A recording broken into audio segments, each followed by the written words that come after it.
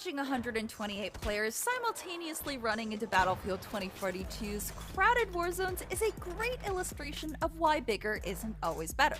While chaotic gunfights are undoubtedly part of Battlefield's charm, massive lobbies with that many players eventually turns the series' signature modes frustrating instead of fun. Thankfully, its tense new Hazard Zone mode provides an interesting strategic alternative, and its crazy customizable portal tools are an exciting glimpse at how its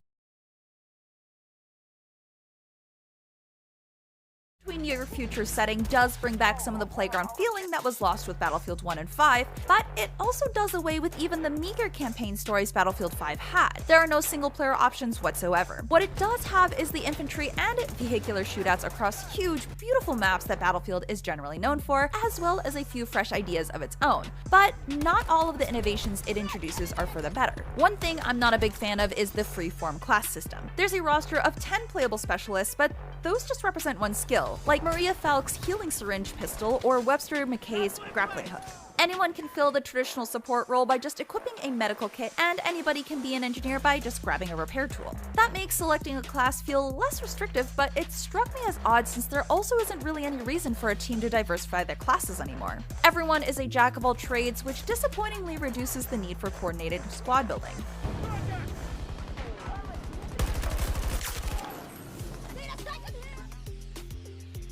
Conquest is the traditional Battlefield mode where you compete to capture and hold multiple points at once spread across a massive map. Only this time the map size, player count, and chaos are turned up to 11. As much as I've enjoyed Conquest in past Battlefields and wanted to do the same here, this actually was my least favorite way to play in 2042. It felt like every point I went to take had the entire enemy team defending it. It's the kind of problem that takes a huge amount of teamwork to solve, and with the teams as big as they are, that's very difficult to pull off. At the same time, it's easy to get stuck running for excessive periods with no available vehicles.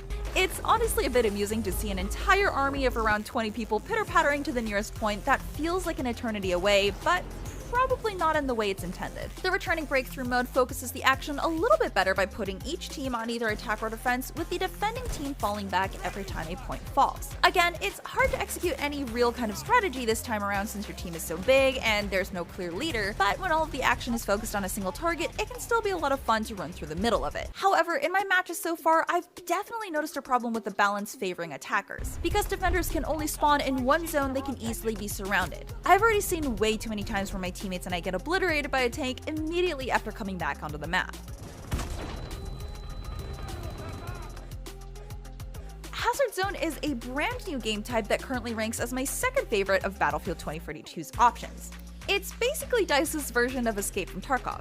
24 or 32 players group up in teams of 4 to scour the map, taking out both small swarms of AI soldiers and each other as they go before extracting. And while the first opportunity to extract is towards the beginning of the match, the second has every team fighting over a single escape vehicle. Throughout each match, you'll loot data points, but you'll also loot uplinks that allow you to call in robo-dogs, a LATV-4 recon vehicle, and a super handy team redeploy that allows you to bring back any dead teammates all at once. If you didn't bring these in your loadout, uplinks can still be lifesavers that create heroic moments. Your options in Hazard Zone start out basic, but play a few matches and maybe even successfully extract once or twice, and you'll earn enough credits to buy some sweet items for your next drop. The clever part about this is that stakes keep rising higher as you go thanks to extraction streaks, where if you manage to extract 2 or more times in a row, you'll unlock an extra tactical equipment slot for the next match. If you lose that streak, however, you revert back to only one slot. And having something to lose really ramps up the tension a couple of notches when you're wondering if you could take on that group of soldiers up ahead. The teamwork needed to survive and go from one data point to another is crucial, and since there are only 32 players in a match,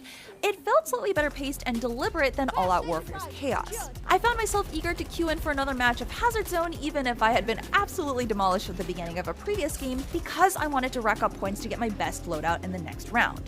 One thing that bugged me in both All-Out Warfare and Hazard Zone was that time to kill felt incredibly inconsistent. I don't know if it's a bug or what, but no matter what weapon types and attachments I use, it feels like I often have to hit an enemy with a few more bullets than I should need to take them down. Unlike Apex Legends or Call of Duty Warzone, where you can take on 3 enemies at once and potentially pull off an exciting outplay, being surrounded by even 2 enemies always feels like a death sentence in Battlefield 2042. There are plenty of other annoying bugs as well, and while it's nothing crippling, something went awry a lot more often than I'd expected, even for a newly launched game.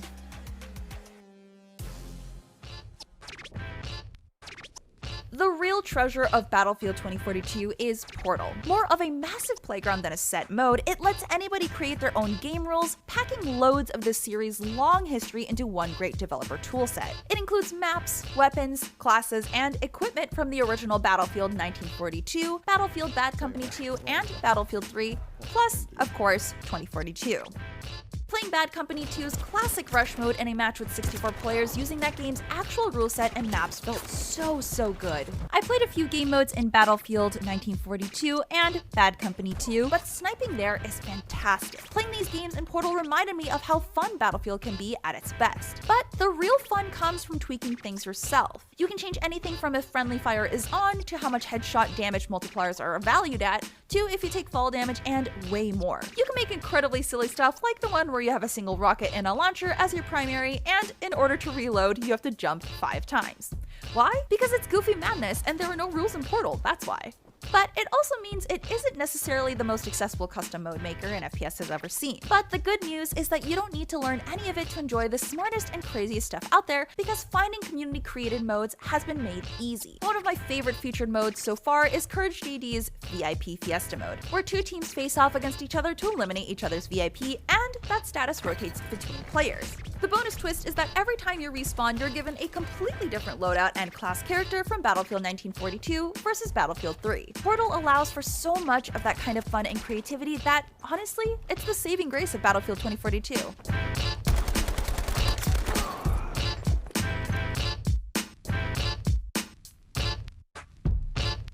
Battlefield 2042 tries to do a lot, but only some of its experiments are worth celebrating. The 128-player matches of its all-out warfare modes definitely feels like too much for their own good a lot of the time, but its more strategic new Hazard Zone mode is incredibly fun. But the fact that the most fun I had with 2042 was playing recreations of its previous games in Portal is a pretty good indication of how ideas, like its new specialist system, have missed the mark. For a game claiming to be the future of Battlefield, 2042's impressive Portal options make it clear that it doesn't stack up to the past. Instead, it's those same customization tools that could come to define it in time.